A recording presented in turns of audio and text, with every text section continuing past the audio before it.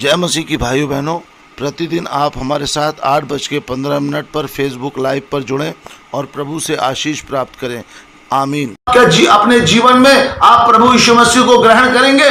और जब आप एक निर्णय लेंगे कि बस प्रभु आज से मैं सब दुनियादारी और संसारिक जीवन को मैं त्यागता हूं, तो बाइबल के अंदर प्रभु यीशु मसीह ने स्पष्ट कह दिया है, यीशु मसीह के पीछे चलना मामूली काम नहीं है, बहुत कठिन काम है। सकरे रास्तों पर चलना है। हम सकरे रास्तों पर चलने का अगर निर्णय ले लेते हैं, एक सबसे पहली चीज आपको निर्णय लेना है, एक दृढ़ संकल्प लेना है कि प्रभु अब मैं जीवन के अंत तक, जब तक जीवित हूं तब तक मैं तेरे पीछे चलूंगा। चाहे कैसी भी स्थिति, कैसी भी परिस्थिति मेरे जीवन में आए, मैं तेरे से दूर नहीं हटूंगा। एक संकल्प लेने के बाद आप स्टेप उठाएं। आप जल्दबाजी में स्टेप न उठाएं, बहुत सोच समझ करके प्रभु यीशु मसीह के पीछे चलने का निर्णय लें। और जब निर्णय लें तो फिर पीछे मुड़ करके मत देखना, आगे ही बढ़ते जाना। चाहे कितनी भी आंधी, कितनी भी तूफान, कितनी भी ठोकरें आए, आप भटकना नहीं, हटना नहीं पीछे। मैं आपके सामने कुछ वचन रखने जा रहा हूं। मत्ती 7 अध्याय उसका 13 और 14 यीशु मसीह ने क्या कहा है? सकेत फाटक से प्रवेश करो। सकेत फाटक से प्रवेश करो, यानी सकरे फाटक से प्रवेश करो, क्योंकि चौड़ा है वह फाटक, क्योंकि चौड़ा है वह फाटक, और सरल है वह मार्ग, सरल है वह मार्ग जो विनाश को पहुंचाता जो है। विनाश को पहुंचाता है। चौड़ा फाटक जो है वो सरल है, बहुत मजे का जीवन है, विलासतापूर्ण जीवन है, मन की इच्छाओं के अनुसार चलने का जीवन है, आंखों की अभिलाषाओं और शरीर की अभिलाषाओं के अनुसार चलने का जीवन है, और पाप में जीवन जीने का वो रास्ता है। आपको शरीर को बहुत अच्छा लगेगा, शरीर बहुत अच्छा फील महसूस करेगा, क्योंकि वो विनाश को जाता है, नरक को जाता है। लेकिन आगे क्या कहता है? और बहुत से हैं जो उससे प्रवेश करते हैं। बहुत से हैं जो ऐसा ही विलासतापूर्ण जीवन, शरीर की आंखों की अभिलाषाओं के अनुसार, मन की इच्छा के अनुसार जीवन जीना चाहते हैं। बहुत से लोग उसमें प्रवेश कर रहे हैं। और अन्य जातियों की तो बात छोड़ दीजिए, मैं अपने घराने की बात कर रहा हूं, मसीही समाज की बात कर रहा हूं। इसी के अंदर ऐसे बहुत सारे लोग हैं। आगे क्या कहता है? क्योंकि सकेत है वह फाटक, आगे कह रहा है क्योंकि सकेत है वह फाटक, और कठिन है वह मार्ग, कठिन है वह मार्ग जो जीवन को पहुंचाता है। जो जीवन को पहुंचाता है। सकेत है और सकरा है और कठिन मार्ग है जो जीवन को पहुंचाता है। और थोड़े हैं जो उसे पाते। बहुत थोड़े लोग हैं जो उसे पाते हैं। अपने दुखों में भी, तकलीफों में भी प्रभु को नहीं छोड़ते हैं, प्रभु के पीछे चलते हैं, प्रभु के पीछे पीछे रहते हैं। वो उनको किसी भी दुनियादारी की चीजों से मतलब नहीं रहता है। उनने सब शरीर की अभिलाषाओं को, आंखों की अभिलाषाओं को, अपनी इच्छाओं को, अपनी भावनाओं को, सब कुछ को मार दिया है, त्याग दिया है और यीशु मसीह के पीछे हो लिए हैं। वो विलासतापूर्ण जीवन नहीं जी सकते, और विलासतापूर्ण जीवन जीने वाला व्यक्ति स्वर्ग में प्रवेश नहीं कर सकता। आप चेलों के जीवन को उठा के देख लीजिए, यीशु मसीह के जीवन को उठा के देख लीजिए, इन्होंने विलासतापूर्ण जीवन नहीं जिया। तो सकरे मार्ग पर चलने वाला व्यक्ति ही जीवन में प्रवेश करता, और बहुत थोड़े लोग हैं। अब सकरे मार्ग पर चलने वाले के साथ क्या क्या बातें होंगी, कुछ बातें मैं आपको बताना चाहता हूं। मरकुस 13:13 में और मत्ती 10:22 में लिखा हुआ है। मत्ती 10:22 पढ़ लेंगे। मेरे नाम के कारण सब लोग तुमसे बैर करेंगे। सब लोग में मालूम, आपके परिवार के लोग हो सकते हैं, आपके भाई हो सकते हैं, आपकी बहन हो सकती है, आपकी माँ हो सकते हैं, आपके पिताजी हो सकते हैं, आपके बच्चे हो सकते हैं, और आपके पड़ोसी हो सकते हैं, आपके शहर के लोग हो सकते हैं, आपके मोहल्ले के लोग हो सकते हैं, पूरे देश के लोग हो सकते हैं। सब लोग आपसे बैर करेंगे। इस बात को आप नोट कर लीजिए। यीशु मसीह के पीछे चलने वाले के लोग बैरी बन जाते हैं, और आज आप देख रहे हैं बहुत सारे लोग बैरी हैं यीशु मसीह के। यीशु मसीह के पीछे चलने वालों के बैरी हैं लोग। आगे क्या लिखा है? और जो अंत तक धीरज धरे रहेगा, और जो अंत तक धीरज धरे रहेगा। यानी जब उसने यीशु मसीह के मार्ग को चुन लिया है, सकरे मार्ग को चुन लिया है और वो उसी में चला जा रहा है धीरज धर करके, तो जो अंत तक धीरज धरा रहेगा उसी का उद्धार होगा। उसी का उद्धार होगा। उसी का उद्धार होगा का मतलब इस उद्धार को प्राप्त करके उस उद्धार में प्रवेश करना है जहां पर हम स्वर्ग के राज में प्रवेश करेंगे। हमारी आत्मा, पवित्र आत्मा स्वर्ग के राज में प्रवेश करा ले जाएगा। वो महत्वपूर्ण उद्धार है। ये प्राइमरी ट्रीटमेंट है हमारा, जो अभी यहां पर उद्धार होता है। हम पवित्र आत्मा से भर जाते हैं, अन्य अन्य भाषा बोलने लगते हैं, दानों वरदानों से भर जाते हैं, सेवकाई को करने लग जाते हैं। ये हमारा प्राइमरी उद्धार है। लेकिन महत्वपूर्ण उद्धार है कि इस उद्धार को प्राप्त करके हम उस उद्धार तक धीरज धरे रहें और उसी दौड़ में दौड़ते रहें, तभी हम जो है अनंत जीवन में प्रवेश करने पाएंगे। फिर दूसरी बात लिखी है, यीशु मसीह ने एक बात और बहुत महत्वपूर्ण बात कही है। मत्ती 10 अध्याय उसका 34 से 36 पद जब अपन पढ़ेंगे, यह ना समझो कि मैं पृथ्वी पर मिलाप कराने आया हूँ। मैं मिलाप कराने नहीं पर तलवार चलाने आया हूँ। मैं तो आया हूँ कि मनुष्य को उसके पिता से और बेटी को उसकी माँ से और बहू को उसकी सास से अलग कर दूं। मनुष्य का बैरी उसके घर ही के लोग होंगे। जो व्यक्ति प्रभु यीशु मसीह के पीछे चलना शुरू करेगा, उसके बैरी सबसे पहले उसके घर के ही लोग होंगे। ये होंगे क्यों? ऐसा क्यों लिखा हुआ है प्रभु यीशु मसीह ने? यीशु मसीह तो मेल मिलाप कराने आया, पिता से उसने हमारा मेल मिलाप करा दिया। लेकिन यहां पर यीशु मसीह ने ये बात, एक सीक्रेट बात कही है, ये आत्मिक बात कही है, जिस बात को समझना एक शारीरिक व्यक्ति के लिए बहुत कठिन बात है। लेकिन ये बात यीशु मसीह ने इसलिए कही है कि जब कोई व्यक्ति प्रभु यीशु मसीह को ग्रहण करता है, अब यीशु उसके अंदर आ जाता है, तो उसके घर के लोग जो प्रभु यीशु मसीह को नहीं ग्रहण किए हैं और यदि ग्रहण किए भी हुए हैं तो वो आत्मिकता में बहुत कमजोर हैं, तो शैतान क्या करता है? उनको अपना हथियार बना लेता है और जो सच में प्रभु यीशु मसीह को ग्रहण कर चलना शुरू करता है, उसके खिलाफ वो चलाता है। वो तलवार उसके खिलाफ चलाता है, हथियार चलाता है। कई घटनाएं ऐसी घटी हैं जब मेरे पास फोन आए हैं। आप लोगों ने भी सुना होगा, जब यीशु मसीह को ग्रहण कर लिया तो उनके घर वालों ने उनके ऊपर बहुत अत्याचार किया और उनको घर से निकाल दिया। इवन उनके लिए सुपारी तक दे डाली कि इसको मार डाला जाए। क्यों?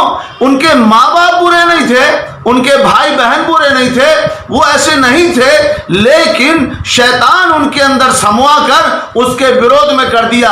अब होता क्या है यहाँ पर कि जब मान के चलिए मैंने यीशु मसीह को अपना मुक्तिदाता उद्धारकर्ता ग्रहण कर लिया, यीशु मसीह के पीछे चलने लग गया, अब मेरे माँ बाप मेरे विरोध में हो गए, वो मेरे दुश्मन टाइप का रोल करने लग गए, मेरे खिलाफ बोलने लग गए। ऐसा इसलिए हुआ कि शैतान ने उनको हथियार बना लिया और मेरे विरोध में कर दिया। तो मैं सोचता हूं कि अरे मेरे माँ बाप मेरे साथ ऐसा व्यवहार कर रहे हैं, अरे मेरा भाई मेरे साथ ऐसा व्यवहार कर रहा है, अरे मेरी बहन मेरे साथ ऐसा व्यवहार कर रही है। बताओ, मैंने तो किसी के साथ कुछ नहीं किया। और बात में वो टॉर्चर करते हैं, बात में वो हमको क्या करते हैं, हमारा उलाहना दे करके हमारी बदनामी करते हैं। तो ऐसा होता क्यों है? इसका होने का कारण यह है कि हमारे अंदर जो यीशु है वो शैतान को पसंद नहीं आ रहा है।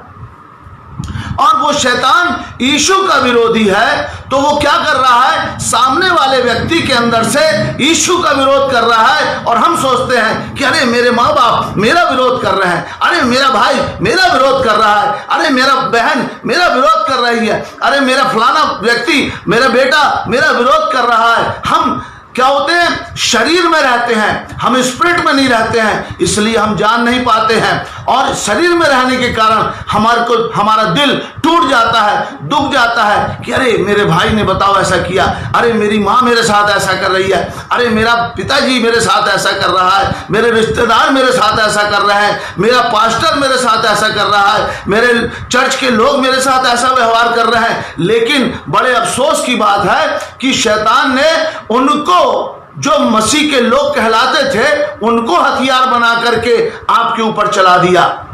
बाइबल में बहुत सारी बातें लिखी हुई हैं, मैं आपको आज सारी बातों से क्लियर करना चाहता हूं, बाइबल के अंदर से क्लियर करूंगा, क्योंकि जब हम मसीह में चलते हैं तो अक्सर ये घटनाएं घटती हैं, उसी समय हमारे जीवन में ठोकर आती है। और जब ठोकर आती है, शैतान का काम है मनुष्य के दिल में चोट पहुंचाना। ठोकर का मतलब है दिल का टूट जाना, और जब दिल टूट जाता है तो हमारा परमेश्वर से मन खिन्न हो जाता है, प्रार्थना करने में मन नहीं लगता, बाइबल पढ़ने में मन नहीं लगता, दिल टूट चुका होता है और शैतान खुश हो जाता है कि देखो इसको मैंने ठोकर मार दिया। तो मैं आज आपको इन्हीं सारी बातों को बताने जा रहा हूं। और फिर एक वचन और लिखा हुआ है, मत्ती 10 उसका 21 पद अपन पढ़ेंगे। भाई भाई को और पिता पुत्र को घात के लिए सौंपेंगे और बच्चे माता पिता के विरोध में उठकर उन्हें मरवा डालेंगे। साधु सुंदर सिंह जी ने, आप सब जब जानते होंगे साधु सुंदर सिंह जी का किस्सा। साधु सुंदर सिंह की जब मुलाकात प्रभु यीशु मसीह से हुई सवेरे 4 बजे, और उन्होंने जब यीशु मसीह से बात कर लिया, उनका जीवन बदल गया। जब उनका जीवन बदल गया तो उनके घर के लोग उनके विरोधी हो गए, उनके पापा उनकी मम्मी सब उनके विरोधी हो गए, उनको मरवाने तक के लिए सुपारी दे डाली। जब वो अपने घर गए तो उनके घर में उनको कुत्ते जैसे खाना फेंक करके दिया गया। ये उदाहरण है, उनको मरवाने के लिए सुपारी दी गई। ऐसे कितने लोग हैं जिन्होंने यीशु मसीह को ग्रहण किया। हमारे एक भाई हैं, पीटर करके हैं, दिल्ली के हैं, गुड़गांव के। जब उन्होंने यीशु मसीह को ग्रहण किया, उनके सर पर खौलता हुआ तेल डाल दिया गया, उन पर जादू टोने चलवाए गए, उनके साथ बचपन से उनके साथ बहुत ज्यादा अत्याचार किया गया उनके घर वालों ने। जबकि किसी के माँ बाप इतने कठोर नहीं होते हैं। बेनिहिन ने जब बेनिहिन क्रिश्चियन फैमिली से ऑर्थोडॉक्स थे, जब उन्होंने यीशु मसीह को ग्रहण कर लिया तो उनके पापा उनके मम्मी उनके विरोध में हो गए और 2 या 3 साल के लिए उनको निर्वासित कर दिया। पहले तो उन्होंने पूरे परिवार को बुला लिया और बहुत ज्यादा उसको बेनिहिन को बहुत टॉर्चर किया और बहुत दबाव बनाया। और जब बेनिहिन नहीं माने, उन्होंने बोला नहीं मैं यीशु को नहीं छोड़ सकता, तो क्या हुआ, उनको ये बोला तुम निर्वासित किए जाते हो। तीसरे माले में उनको कमरा दे दिया गया। छोटा था, पढ़ते थे बेनिहिन, तो जो पढ़ते थे तो उनको बोला गया कि तुम सिर्फ नाश्ता करने चाय पीने आओगे, खाना खाने आओगे दोपहर को, और रात का खाना खाने आओगे। किसी से तुमको बात करने की आवश्यकता नहीं है, ना तुम भाई से बात करोगे, ना बहन से, ना मम्मी से, ना मेरे से। आओ खाना खाओ और चले जाओ। उनके साथ कितनी त्रासदी हुई। ऐसा क्यों हुआ? ऐसा कारण सिर्फ इसका यह है कि शैतान क्या करता है, यीशु मसीह का विरोधी है। और जब हम यीशु मसीह को ग्रहण करते हैं, यीशु हमारे हृदय के अंदर आ जाता है, तो शैतान विरोधी बन जाता है और शैतान उनके अंदर से होकर के विरोध करने लगता है। और हम सोचते हैं कि हमारे अजीज लोग विरोधी हैं, हमारा पास्टर विरोधी है, हमारे माँ बाप विरोधी हैं, लेकिन उन्हें वो हथियार बना लेता है। लेकिन बाइबल में इस बात के विषय में लिखा हुआ है, लूका 17 उसका 1-2। फिर उसने अपने चेलों से कहा हो नहीं सकता कि ठोकरे ना लगे, परंतु हाय उस मनुष्य पर जिसके कारण वह आती है, जो इन छोटों में से किसी एक एक को ठोकर खिलाता है, उसके लिए यह भला होता उसके लिए यह भला होता कि चक्की का पाट कि चक्की का पाट उसके गले में लटकाया जाता उसके गले में लटकाया जाता और वह समुद्र में डाल दिया जाता। और वह समुद्र में डाल दिया जाता। ये ठोकर मारने वाले व्यक्ति के विषय में प्रभु यीशु मसीह ने कहा है, ठोकरों का आना लाजमी है, लेकिन हाय उस मनुष्य पर जिसके कारण ठोकर आती है।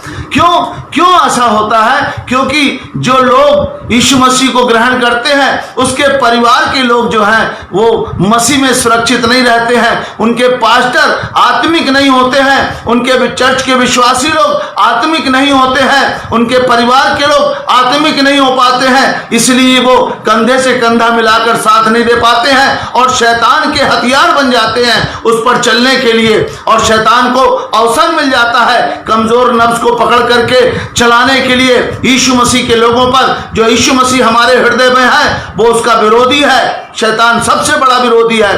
तो ध्यान रखें कि हमारे परिवार के लोग विरोधी नहीं होते हैं, हमारे परिवार के लोग हमसे प्यार करते हैं, लेकिन शैतान विरोधी होता है जो उनके स्वभाव को ऐसा बना देता है, उनके अंदर से होकर के काम करता है। क्योंकि शैतान जो है हवा है, वो बिना मनुष्य के शरीर के कुछ भी नहीं कर सकता। उसे कुछ भी करने के लिए मनुष्य का शरीर चाहिए, पाप और अपराध कराने के लिए मनुष्य का शरीर चाहिए। मनुष्य के शरीर में से होकर ही वो सारे पाप और अपराध करता है, वो अपने कार्यों को प्रकट करता है। तो इसलिए ठोकरों का आना लाजमी है। तो अब यहां पर प्रश्न उठता है कि ये ठोकरें जो आती हैं, अब बाइबल के अंदर इस विषय में एक बात लिखी हुई है, बहुत अच्छी बात लिखी हुई है। यीशु मसीह ने कहा मत्ती 5 अध्याय, धन्य हो तुम जब मनुष्य मेरे कारण तुम्हारी निंदा करे और सताए और झूठ बोल बोल कर तुम्हारे विरोध में सब प्रकार की बुरी बातें कहें, तब तुम आनंदित और मगन होना, क्योंकि तुम्हारे लिए स्वर्ग में बड़ा फल है।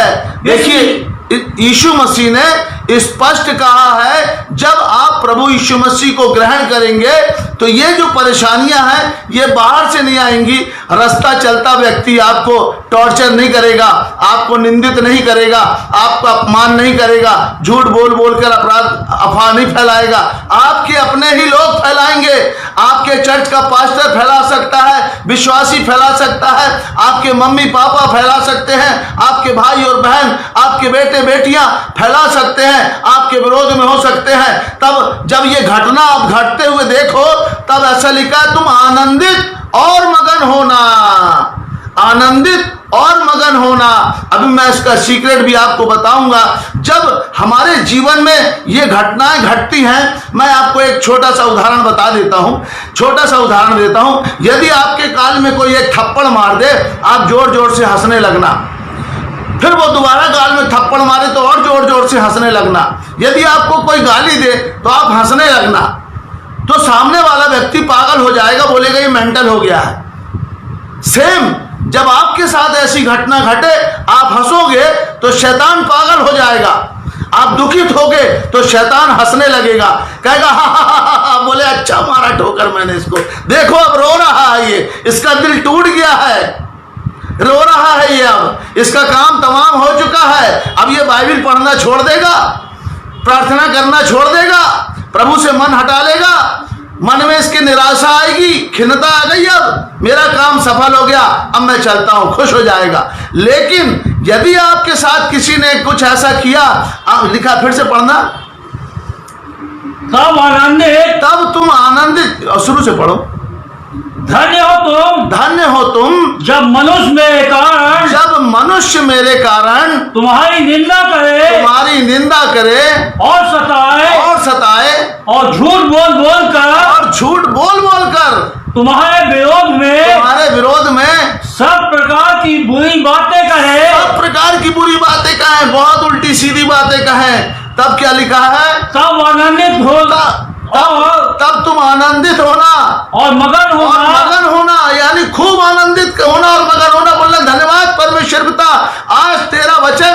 मेरे जीवन में पूरा हो गया, तेरी कही हुई बातें मेरे जीवन में पूरी हो गई। और खुश होना, निराश मत होना, दुखी मत होना, खुश होना।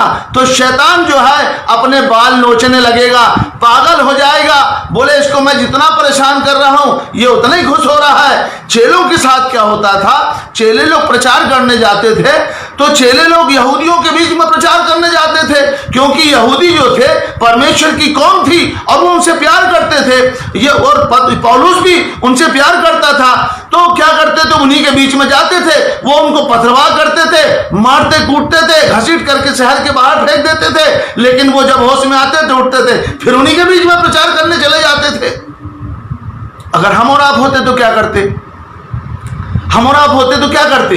हम कहते हैं छोड़ो जाने दो, अरे मैं इनको बता परेशान हूं, ये बातें नहीं सुनते हैं, उल्टा मेरे को मारते हैं, और श्राप देने लगते हो उनको और कोसने लगते हो उनको। ये एक शारीरिक मनुष्य का नेचर है, लेकिन एक प्रेमी मनुष्य का नेचर, जिसके अंदर परमेश्वर का प्रेम है, वो कोसेगा नहीं बल्कि खुश होगा। वो खुश होते थे, आनंदित होते थे और उत्साह के साथ जाकर के, हियाव के साथ जाकर के फिर वहीं प्रचार करते थे।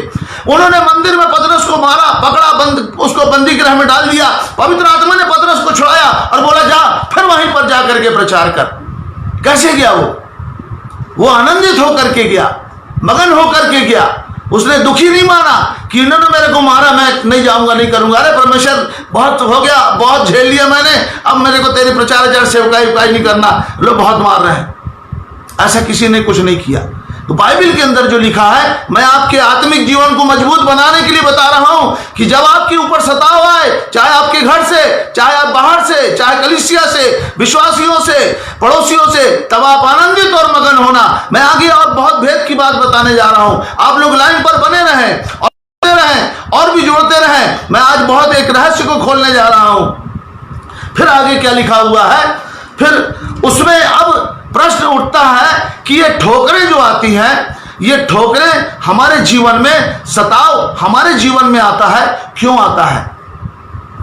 परीक्षाएं होती हैं जब हम यीशु मसीह के पीछे चलते हैं। यीशु मसीह जब पवित्र आत्मा पाया, पवित्र आत्मा से भर गया, तब उसकी परीक्षा हुई, यीशु की परीक्षा हुई। शैतान ने उसको परखा, तो हमारी भी परीक्षा होगी, हम भी परखे जाएंगे।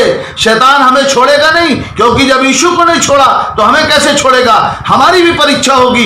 इसलिए आप इन परीक्षाओं के लिए तैयार रहिए, आप इन बातों को सहने झेलने के लिए तैयार रहिए, क्योंकि यदि अभी तक आपके जीवन में ऐसा नहीं घटा है तो आपने सच में प्रभु यीशु मसीह के साथ भक्तिमय जीवन जीना नहीं शुरू किया है। आपने अपना मन फिरा करके परमेश्वर के पीछे नहीं आए हैं। और यदि आपके साथ इतनी घटना हो चुकी है तो अभी भी आपको चेत जाने की आवश्यकता है, मन फिरा करके भक्तिमय जीवन जीने की आवश्यकता है, ताकि आप भक्तिमय जीवन जी सके। अब यहां पर एक प्रश्न उठता है कि जब सताव हमारे ऊपर आता है तो हम दुखित होते हैं। जब कष्ट हमारे ऊपर आता है, कोई हमको कष्ट देता है तो हम दुखित होते हैं। ऐसा क्यों? हमें ऐसा नहीं होना चाहिए। हम शारीरिक नहीं है, हम आत्मिक हैं। यदि हम आत्मिक हैं तो हमें इस बात को जानना जरूरी है। मैं एक उदाहरण देना चाहता हूं आपको। शाऊल जो था, पौलुस पहले शाऊल था, और शाऊल क्या करता था? मसीहियों को सताता था। वो फरमान लेकर के जाता था राजा का और मसीहों के कत्लेआम करता था, लोगों को कत्ल कर देता था।